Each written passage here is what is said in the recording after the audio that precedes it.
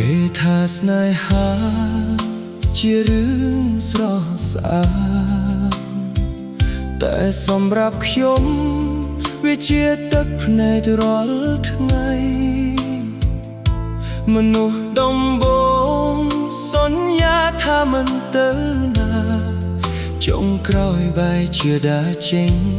ទុកខ្ញុំឲ្យយំម្នាក់ឯង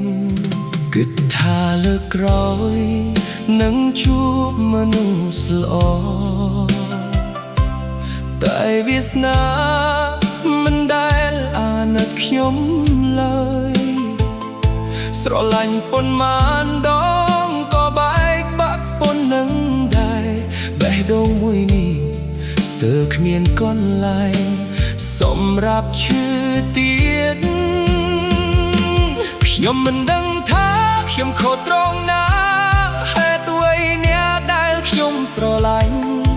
មិនដែលនៅជាមួយខ្ញុំរហូតឬខ្ញុំកាត់មកដើម្បីបាត់បង់គេប្រហែលខ្ញុំជាមនុស្សអាភ័ព្វស្នេហ៍ស្រឡាញ់អ្នកណាក៏គេចេញពីខ្ញុំខំថែខំស្មោះខំផ្ទាល់បេះដូងទាំងមូល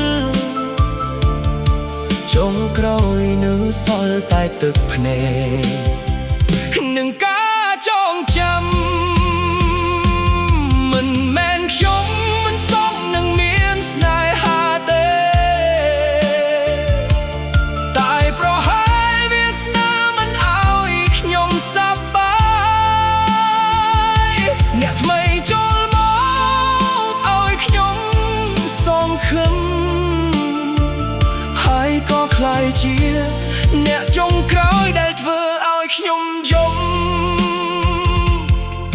ថ្ងៃខ្លះខ្ញុំញញឹមដាក់មនុស្សគ្រប់គ្នាតែពេលនៅមើលអ្នកឯងទឹកភ្នែកហូរមិនឈប់មិនសួរថាហេតុអ្វីមិនស្រឡាញ់ដងទៀតខ្ញុំខ្លាចប្រវត្តិសាស្ត្រត្រកើតឡើងដែល